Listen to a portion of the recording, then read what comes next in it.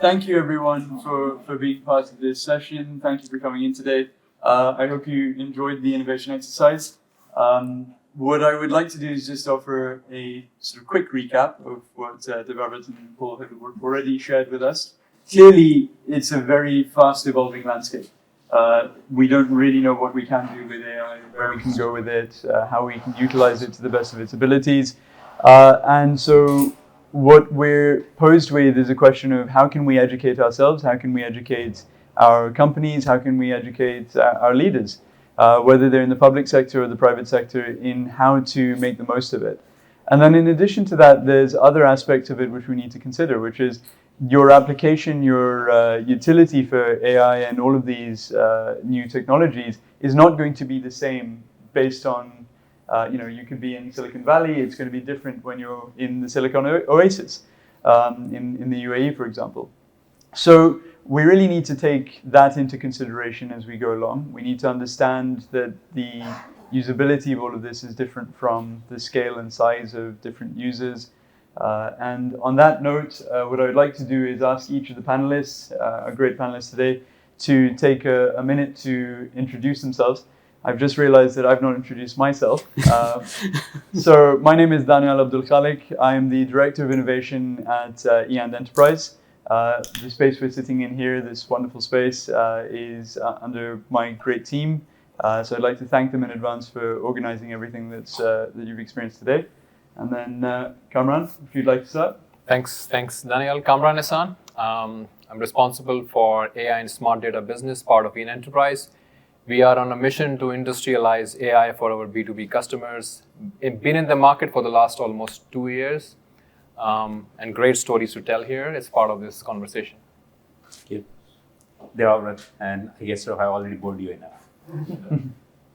So I'm Kamal Aluwalia, hoping I'm sitting between MIT and Stanford, Yeah. so by osmosis I'll be smarter over the next hour. So I run our go-to-market at Ikigai Labs. Glad to be here. I'm Paul, and I think I've met all of you. Thank you, by the way, for deferring judgment around the innovation exercise. Hope you enjoyed it. Wonderful. So with that, let's go to our first question. So I think if the other panelists don't mind, Devavrat, if we could just start with you. So you've obviously got a unique vantage point, being both an academic and an entrepreneur.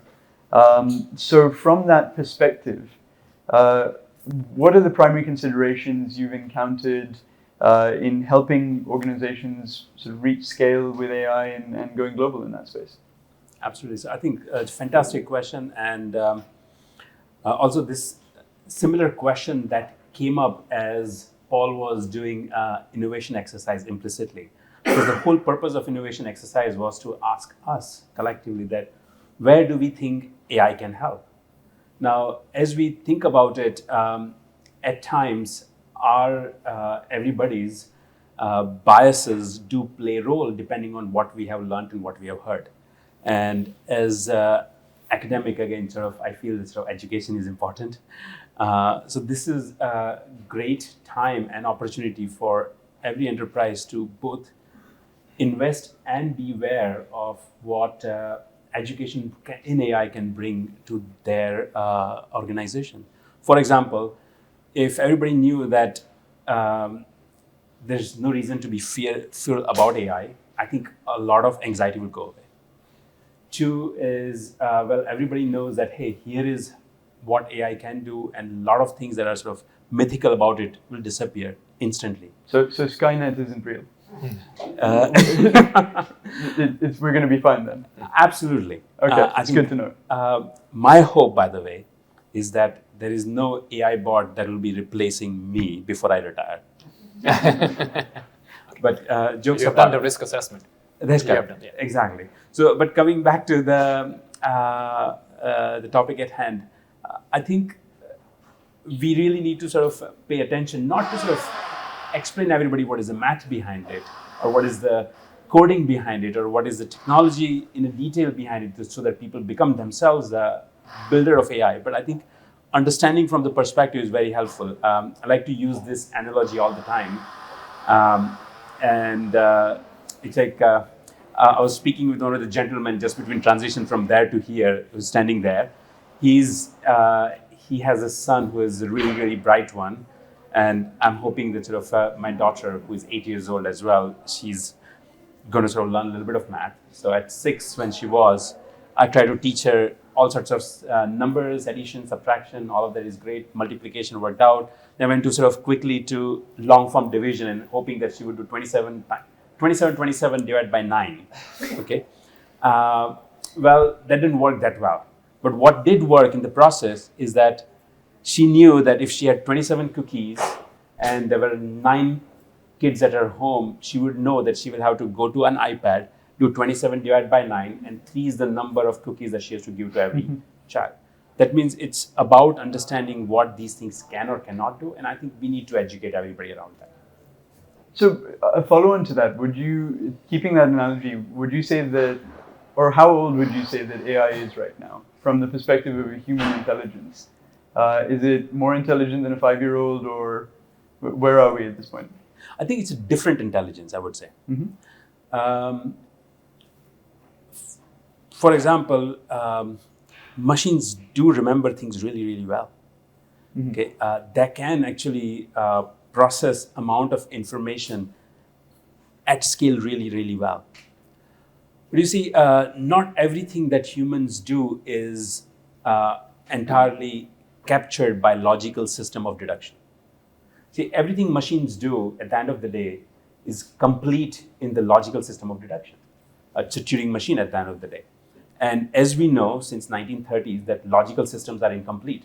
And we as humans have ability to do things that cannot be explained by logical systems. So I feel that aspects that are captured by machines that can be processed at scale quickly, logically, I think machines would do really well, versus we have, quotes and quotes, what we call intuition, instinct, my gut instinct. Though creativity, whatever that mean be, I don't think they will ever be replaced, because I think it's going to be outside logical system. Thank you for that. Kamal, in introducing AI solutions to enterprises, whether it's private or government, and we've got both sitting here today, what are the primary considerations that you've considered in sort of helping them to adopt it in the best possible way? You should keep that button in your pocket. Don't lose it. So over the last 5-6 years, we've now had customers using our AI solutions in 140 plus countries, 20 plus languages. I think there are 3 things that have emerged which have been both challenges and how to address that. Number 1 is the data part, and I'll spend a little more time on that. Number 2 is change management. And number 3 is actually how to reprice your solutions in the AI era. So on the first part, here's how I would phrase it. In a sea of data, how do you see data? There's plenty out there. We actually simply haven't figured out how to make sense out of most of it or get our arms around it. And I'll give you an example. 6 years ago, all the talk about Tesla was that it was bursting into flames.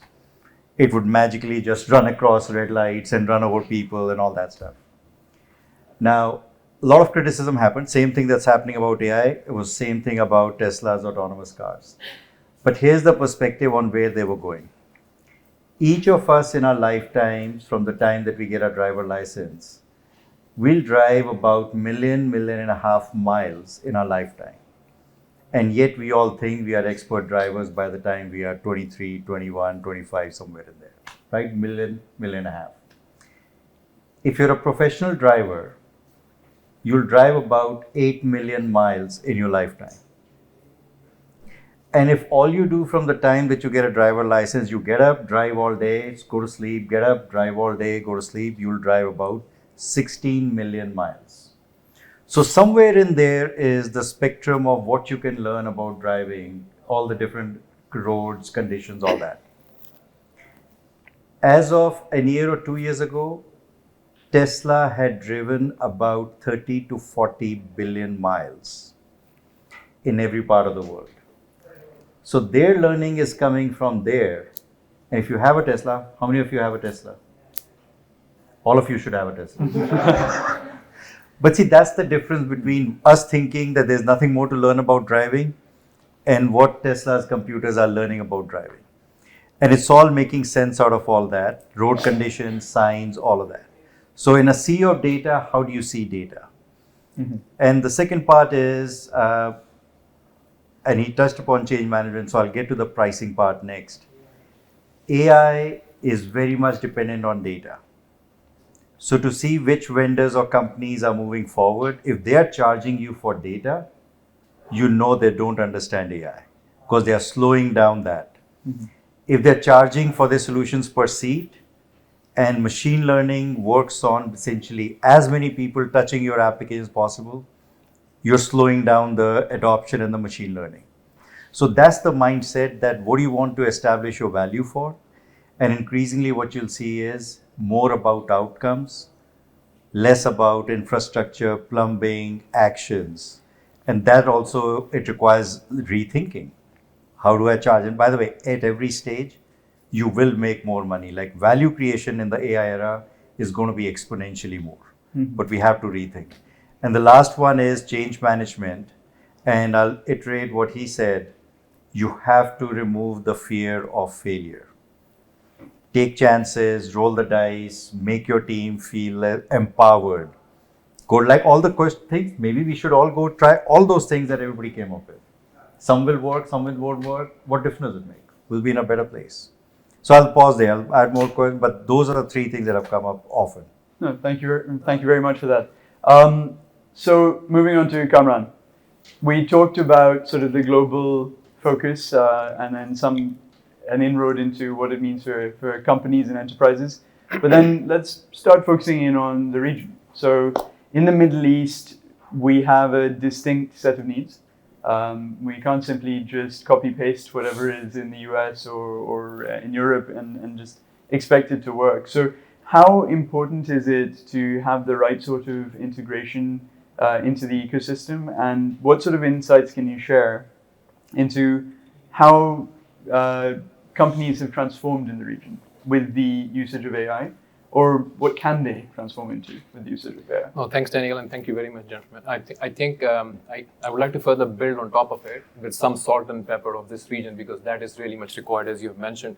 So we have been in the market for the last 2 years, talking to almost customers from all the verticals, healthcare, retail, government sector, banking and finance, for example. And what we found out is there are three types of customers. One, who have been doing a lot of experimentation. At least they have awareness. This is great news. The second category of customer is that who want to transition from this lab to the live environment. That is the second category. And the first category is known, unknown kind of a thing. They understand the buzzword, but they don't know how to start or commence or embark on the journey, right? So I'll talk about the first two categories, because the third category needs a lot of education. Going back to the point, the first two categories are at least aware of the implications or whatever benefits or value they want to create out of this whole thing, which is called AI. So this is one thing. The second thing is there has to be probably some sort of learning for us, because we need to first preach, and then we need to practice, and then we need to set up some role models in front of them so that we can bring that change, because change management is of course a key. This market has seen evolution in technologies, first as a telecom company for the last 47 years, 2G to 3G to 4G to 5G, that is one wave. And then something has to be built on top of that dumb pipe. For example, data centers, and we have seen cloud as well. The same skepticism about the cloud, probably 10 years ago, that I don't want to shift to the cloud because of some privacy, security, and blah, blah reasons. And we have seen that how quickly we have adopted that. And to an extent that we have got all the hyperscalers here. So coming back to the point, we are treating as one more technological evolution of AI adoption in this market. So the change management needs a kind of executive sponsorship in the organization. You need a leader, a strong one, who has a belief in this whole thing and who can take everybody together, because AI is a team sport, right? You cannot play AI alone. It has to be done by cross-functional teams. And this is the challenge that we are facing in various organizations. The third aspect is the ownership, right? It takes a much longer amount of time for us to reach the owner of AI in an organization. And that is a stakeholdership, right? Because we know this is CIO and this is a CTO and this is a chief digital officer 5 years ago, but this has to be a one more kid in the new block, which is called chief data officer, let's call him. And then this boils down to the fact that what should be the operating model? Now, if introducing a new entity in the organization, then how can you position this new entity in this whole big set of organization? And I can fully agree with that, because we started off with AI. We have a flag of AI with a mission of AI, but if we found out it's not AI, it's data first, right? Because industry needs and those organizations need a lot of data maturity, right, around their own organization. We have been doing cybersecurity in this market for the last 15, 20 years, and we never knew that the thing that we are trying to protect is not fully organized. And that is one more revelation that we have got as once being in the market. So data and AI together, and then we had to pivot ourselves from AI to data, because if we are able to help our potential customer organizations as part of data, we can certainly help them as their journey once they embark towards the AI side of it. So some of the things that we have learned in the last 2 years. So it's almost like it's coming right back to what the first IT lesson I ever had, which was garbage in, garbage out. Absolutely. Right? Yeah. So the importance of data is very clear there, but you also highlighted the importance of, I think, education and the awareness around it. So Paul, I think it's a good point to pivot to you and ask you a little bit more about Ikigai's academy, because it's very clear that we need to have a good understanding of, from a top-down and a bottom-up perspective, of how AI can be used in organizations. So tell us a little bit more about the Ikigai Academy program, please. Yeah, so thank you, and thank you all for being here. I don't want to be sort of doing too much selling, but a couple of important reflections. One is this notion of executives. Most organizations are run by executives who want to make clear and precise decisions so teams can execute.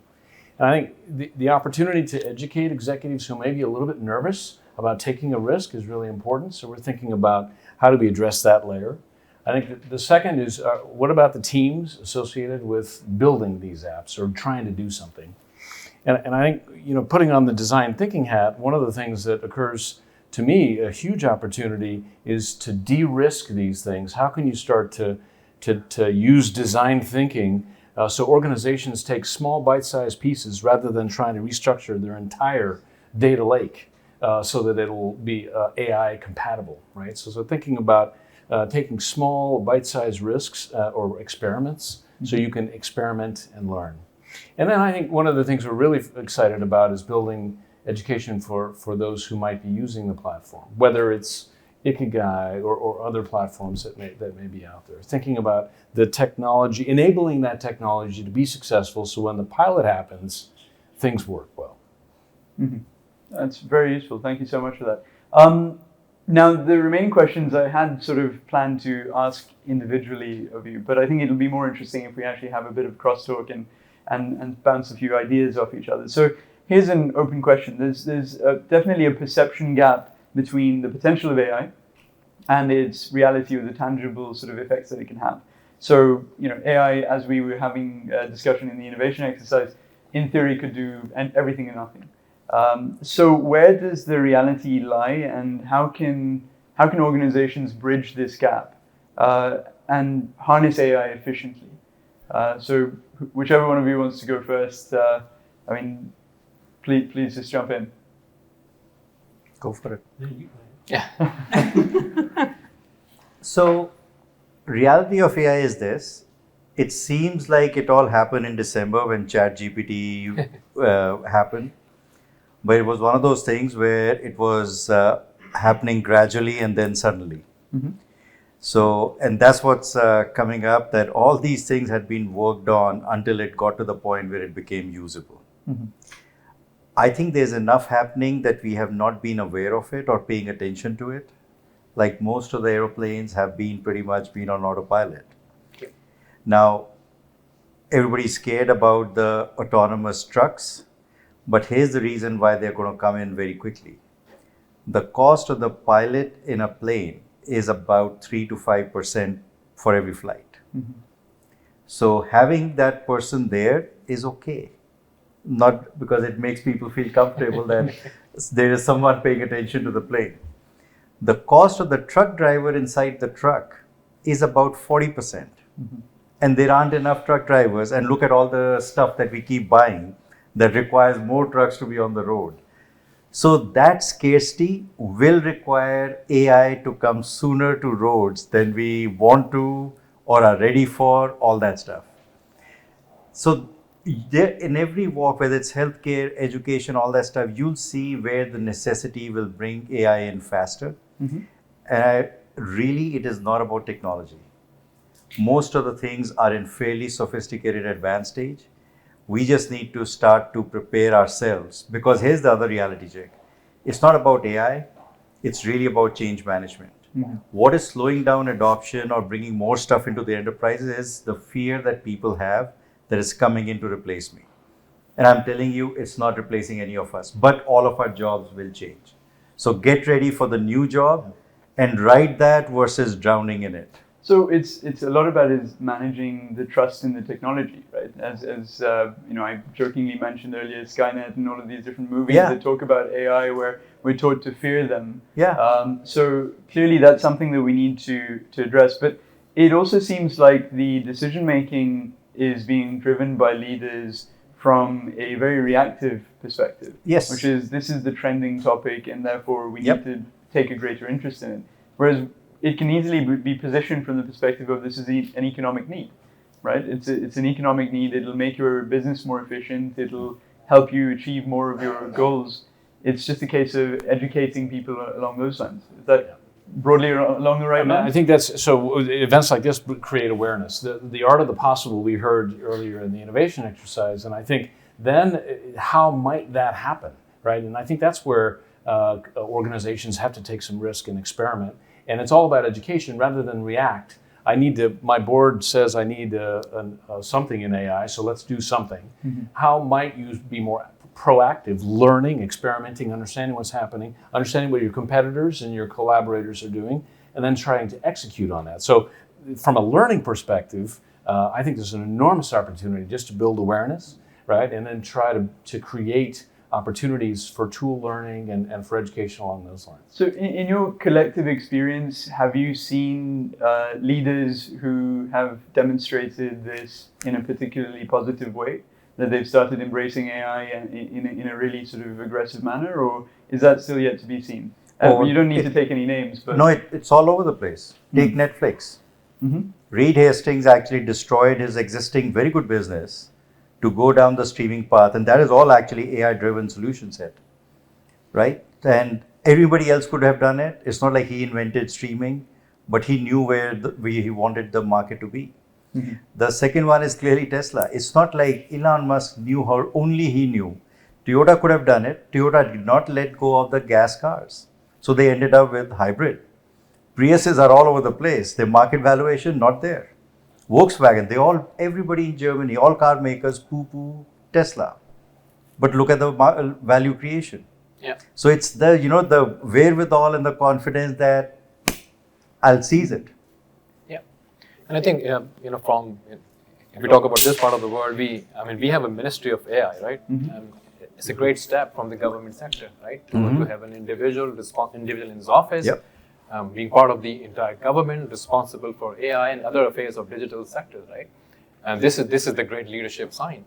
And secondly, this ministry has been publishing, some of the good documents on, things like ethical principles. So, Dubai has got ethical principles there, 9 or 10 of them, fully aligned with whatever talks are going around the world on ethics, right? They talk about, fairness, they talk about humanity, they talk about security, they talk about inclusiveness, and they talk about explainability. So I think this is also one of the great signs for adoption, and then recently they have published some of the 100 prompts/use cases based upon Gen AI, and implying all the government sector to start reading through it and try to adopt it, whatever constraints they may have. This is also a sign of leadership, right? Because you are actually pushing the envelope in terms of letting your people experiment, fail fast, right? If you don't do it, and then shift left towards that. And this is one of those signs of vital sign in this market in terms of the adoption of AI, right from the country's leadership. So this is one of those examples there. I'd really like to pick up on that thread about the ethics, because this has been something that's been running through my mind the entire time while we've been talking, which is, okay, so you have the 32 million hours of car training, or maybe it was a bit more. Billion. But how do you teach it to know the difference between something you should do and you shouldn't do? And how do you compare it to how we teach humans, whether you should do and shouldn't do something? Actually, it's what he was saying, it's the expert in the loop. Okay. When you put it in the auto drive mode, you still need your hands on the steering wheel. Mm-hmm. You don't really need it. Mm-hmm. But the difference here is initially you're always very tense because you can't let go of the accelerator or the brake. But then you learn to trust the car, right? And then you can relax. Yeah. Your hands are on the steering wheel, which is expert in the loop. Okay. And in our talks with our customer, we tell them, look, if you are building some recommendation engine, it's a recommendation. It's not a decision, right? Exactly. It's a second opinion. So Yeah. I think the transition from non-AI to AI is that at least you have a co-pilot, right? And you slowly and gradually start building trust or otherwise on the recommendation there. And this is going to be the transition toward that change management we are talking about. And this is how you can preach and talk about the new things which is coming up. At least you should have, that specific recommendation engine. If you don't have it, then you will not taste the flavor of the new technology. Yep. So this is how we see it, right, in terms of adoption. So what's one of the sort of key challenges in getting that adoption through? What are the, I suppose we've touched upon some of the common misconceptions already. Have we missed any that are holding the technology back, that are slowing down the process? I think one thing that sort of we broadly sort of kind of passed by, touched upon, but did not fully get into is so there will be, and there is already has been, interaction between society and anything with AI for a long time.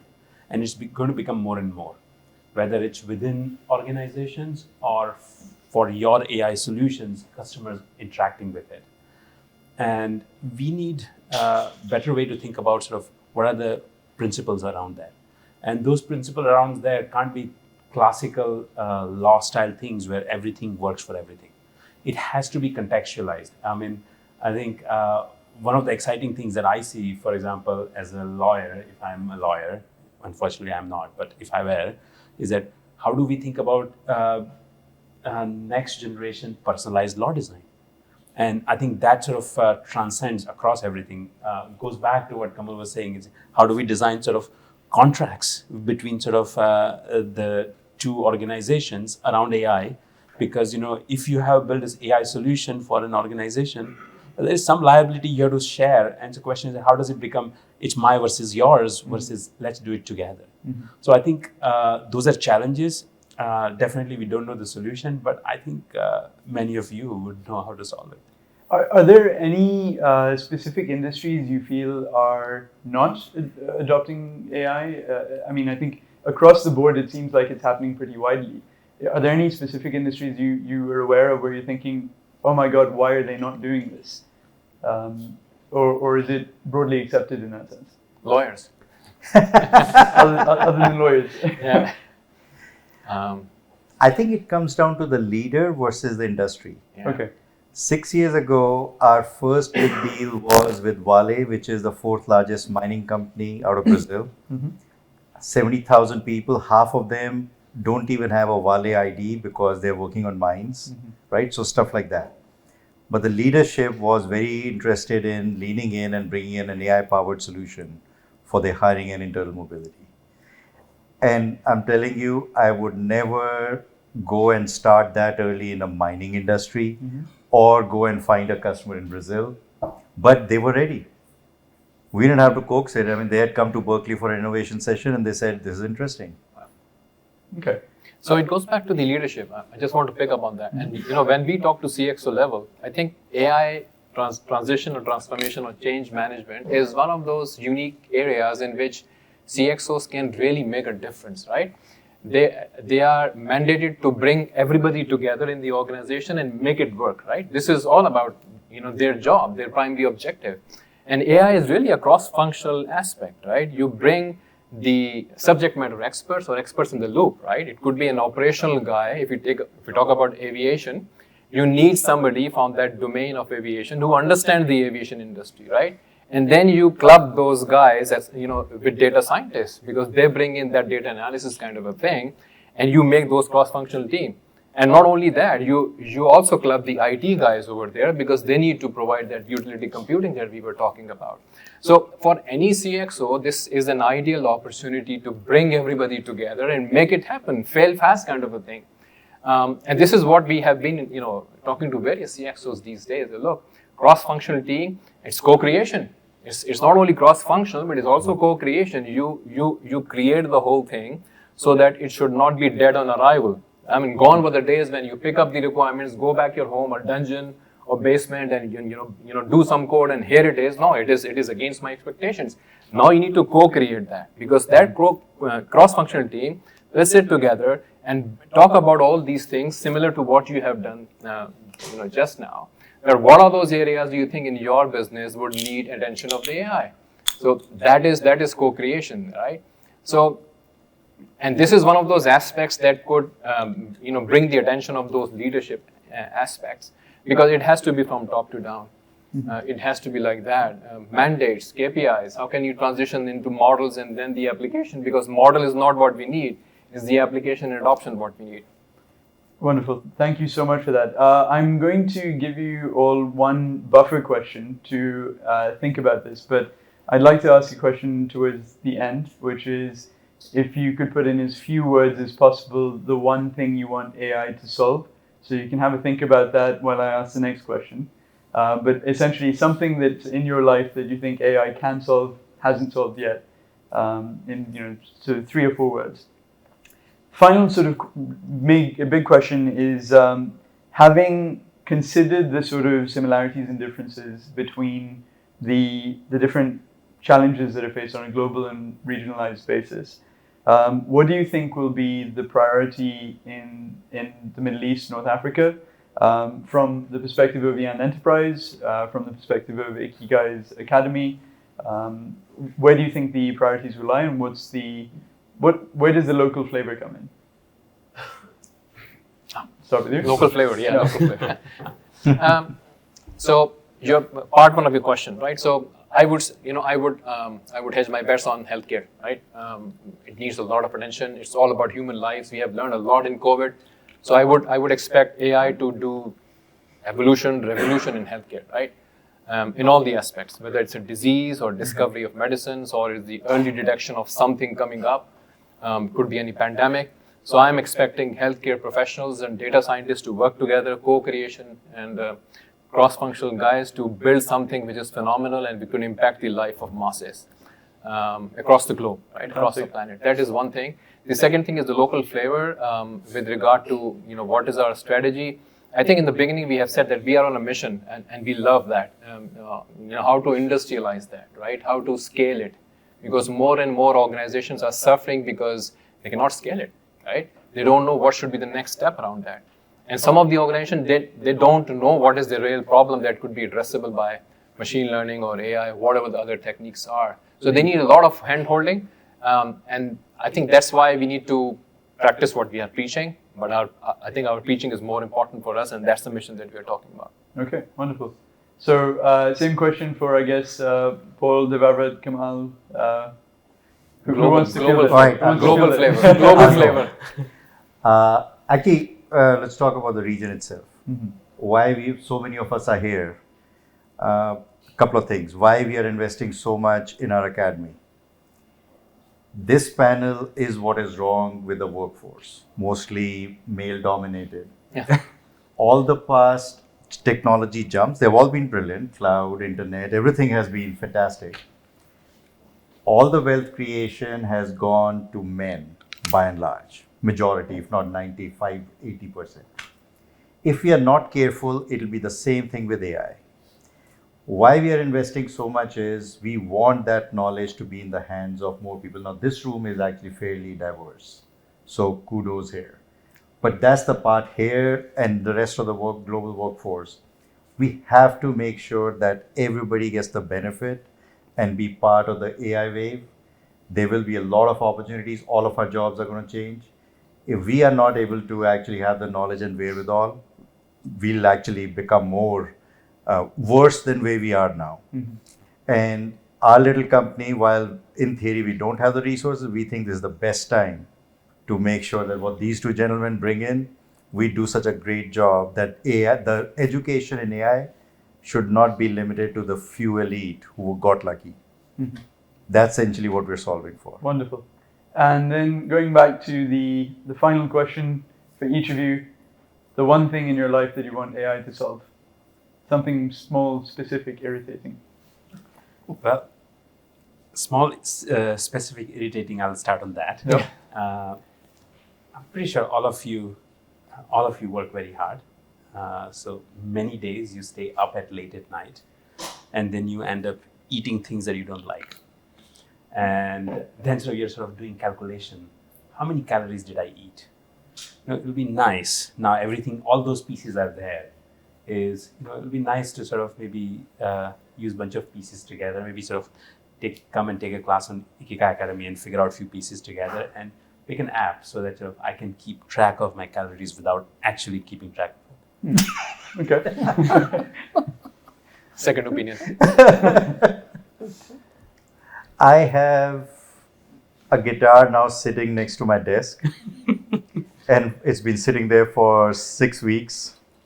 I need to figure out how to get going. So every time I am tempted, I play Santana or Eric Clapton on YouTube, and then I still haven't done anything with it. So I need that wiring to change so I can actually get going. I'll suck for a while, but so be it. Okay. Paul? So education guy here. So I think, what if AI could help me realize my potential as I take 5 or 6 career changes in my life? Right? An education agent that's with me, that knows me, that feeds me what I need, whether it's guitar playing for my break or learning data science for my next gig. All right. Sounds good. Well, I think that's, are you going with the Roberts one or? I think it's a mix of all these three. Okay, wonderful. Great. I've said that about the healthcare and all those things. Yeah. Fantastic. So on that note, thank you so much to our brilliant panel. Round of applause for them, please. And as promised, we can have some coffee and snacks. Questions, comments? But yes, first, any questions from the audience? I would pick up on the earlier comment I was trying to get to, and thank you first of all for asking that question. It was a fantastic question. All of us use some of the free apps like Gmail. When we signed up for those things, in effect, we signed an implicit contract, right?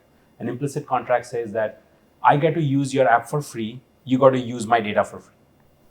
Okay. All of us have cell phones. I pay my monthly cell phone bills. I hope you do too. And if you don't, tell me. It's free for them. Yeah. Okay, maybe that's what I need to do. But and there, of course, the contract is that so you can't look inside my thing. So I think what needs to happen is that every such thing has to have a proper contract. It's like, if I put my questions on ChatGPT and if ChatGPT is learning from it and then sort of helping somebody else get some more out of it, it should be attributed to me. And maybe I should be making sort of 100th or 1,000th of a cent. So the question around thinking about incremental value of data and then sort of appropriate legal contracting. And I feel it's fascinating, all of these things, because so far, we as engineers have always remained in our silos and never really spent time interacting, talking, understanding the other part of my university. And now actually everything has come together. So it's a very exciting times. So no answers, but some thoughts. One of the use cases where AI is just doing the promotions of the people, and so I would like to associate this thing with this sentiment analysis or whatever emotion analysis you may take, step by step. I come from an industrialization or product side of the world for AI, and I think we are still wrestling with all the basics here. This could be level 2, level 3 for us, that whereby you can associate the speed of the car and the emotions of the passengers inside it. For sure, it will be happening. We are still doing some sentiment analysis, text to sentiments kind of a thing. Certainly, we will reach to that level. But I think we need to, first of all, try to address the basic problems of this planet. ESG is one of those examples, right? So organizations have really pledged something against that, right? Carbon dioxide emissions and water consumption scarcity. I heard the next war is going to be on water. So how can you address that? How can you avoid all these things happening in the world? So I would, as a practitioner, I would like to address basic fundamentals which can have an impact on my next generations. Emotions, for sure. Probably Professor Shah will talk more about it because he has spent life on all these graphing things and all that. But this is my comment back to your comment. Brilliant. There's another question at the back from one of my this team. guy. I see Omran. Please, shoot. He's part of my team. He's one of the smartest people there. So then it should be scripted. It should be a good question. Hi, okay. So actually the question has two parts. Actually, to what extent do you think AI is limited? And if it's limitless, don't you think we should limit it? So that's the question. Is it limitless? Well, I mean, how fast can a car go? It's like, have you ever limited how fast Ferraris can drive? We are still running the 100-meter race, and we are still going to watch them in Olympics. So I think there's a value for cars to run fast, and there's a value for us to run fast. So in that sense, I'm of personal opinion, that let technology evolve, but be mindful of what you allow it to do. At the end of the day, there is a plug that you can pull. Mm-hmm. I think that one of the fastest cars ever made had to actually have its speed artificially limited because otherwise it wouldn't stay on the ground. But what is the value there? Question is, what is the value? Yeah. How does quantum processing has a direct relationship with the capabilities of AI and the next stage of growth? You mean quantum computing? Yes. So I think quantum computing at the end of the day doesn't provide us a more powerful computing model, right? It is, at the end of the day, it is Turing complete in some sense. Mm-hmm. So that means that all the functions that we can do right now, that is with infinite capacity, we'll be able to do with quantum as well. So then the question is, okay, what else will it do? Well, it will bring speed. Now, as we know, speed does have very tangible impact on things. Just because of speed, certain things feel infeasible. Like, pre-2000, searching at internet scale would have felt infeasible, and now it is feasible. And so in similar sense, wherever there are things that we have not been able to do because of speed that will be realized. For example, I think one of the things that we all talk about ChatGPT and all that, but we don't talk much about things like AlphaFold. AlphaFold, as we know, is primarily, it's not an AI system. What it tries to do is tries to solve, optimize very hard optimization problems very quickly, okay, for a specific type. And that has changed the way life sciences is looking for sort of solutions. Now imagine if we had a truly great quantum computer, which does live to its promise. Of course, my quantum colleagues have been promising that quantum computer is 10 years away for the last 25 years, but that's a separate story. If it does happen, then I think things like AlphaFold will get realized a lot more. And I think that will have a significant impact in how the sort of we will look at it. Cryptography will have issues, and we'll have to worry about other things and so on and so forth. Actually, I wanted to answer to the gentleman with the blue jacket and the pink shirt. Yes. Actually, because we have a startup technology, we analyze emotion in the voice, and it's specifically for employees, for HR. So it's absolutely possible. It's my colleague, AI scientist, is joining a bit later now. And actually, we analyze audio frequencies. And there are technologies enable ways to analyze these emotions and to interact in the future. I think not as today, but in the future, even interact with the AI. So at this stage, where you can correct me, the scientist is coming, but at this stage, the machine is able to understand human being. And actually, it's very interesting because it can go beyond what a human can understand for specific things. For instance, with the audio, you can detect that not what we're doing, but you can detect even sometimes some illnesses, some type of cancers. In our case, we detect stress, anxiety. We are making research R&D for it around depression. So you can do a lot of things, and I think that's something that's missing. And actually, what we believe is that, and also my co-founder believes, is that a machine cannot replace exactly what cannot be quantified, and what you cannot quantify is really the emotion, the human side. We're human beings, so we need to bring the human to the machine, not the other way. So that's So, go ahead. Yeah. So anybody here from China? So in Shanghai Jiao Tong University, they had an experiment around facial recognition for children. They identified 10, and it was an AI study. They identified 10 profile faces, sort of learning, happy, this sort of thing. And frown was one of those where they needed teacher intervention. And so, this was about 10 years ago, and I said to them also, because it's a face shot, 2 cameras in the room, and I said, so what did the parental permission look like? And the response was, what permission?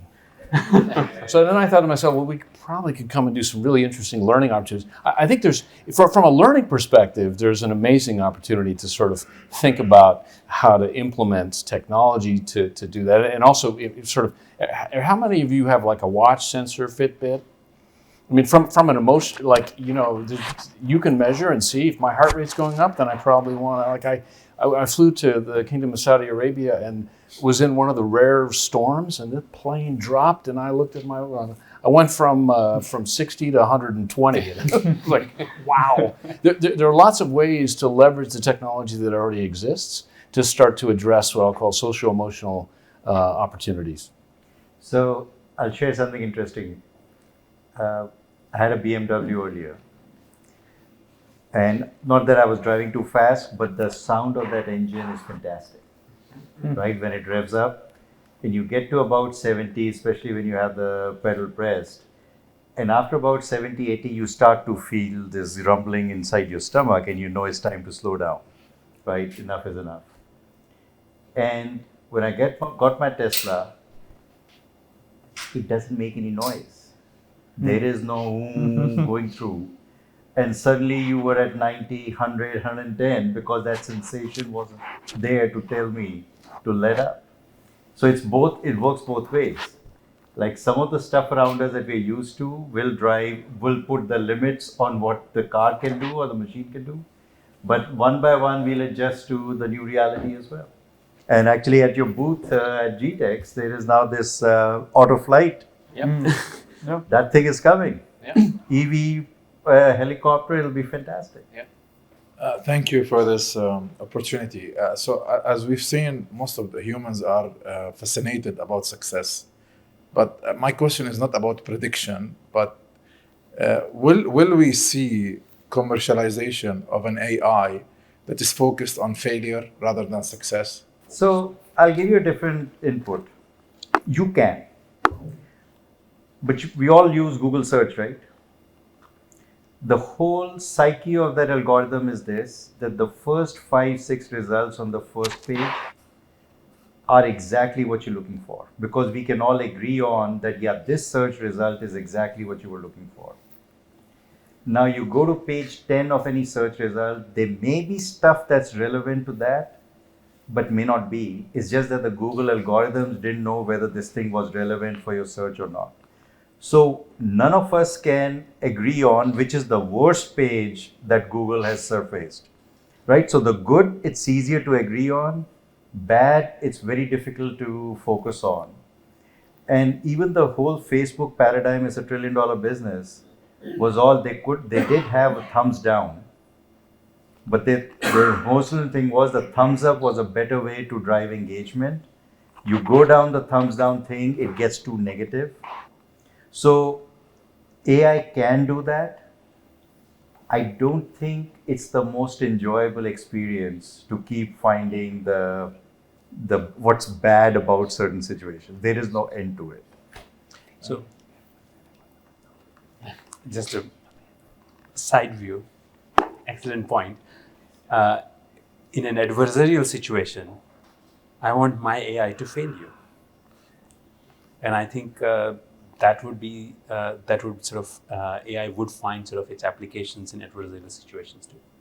I'm reflecting on another domain. So, AI has been in financial risk management, and we all know what happens. They are so good, finance people, in predicting and not predicting, right? So, but some people have benefited from the failures of the models that were in existence. But those models were never commercialized. AI being very powerful right now is very much focused on the success. But is there a business opportunity in failure as well? So, I'm working with a startup looking at how to review failures in portfolios of products so that you can optimize for success. So in fact, they're looking at failures as a means to create success, but the focus is failure, right? So so if you think about the sort of typical VC, 8 out of 10 companies fail. But no one asks why. No one does, and there may be some failure modes that are identified, but that is still getting to success, but the focus is failure. By the way, we are also working on the risk simulators for exactly that in financial services. It's just that the other side seems to be more motivated than the bankers. Exactly. Yes. Well, I think that's a good note on which to draw a line under this, and we can continue the conversation in the other room over coffee and snacks then. But thank you everyone for coming, and I hope no one's got any back pain sitting too long.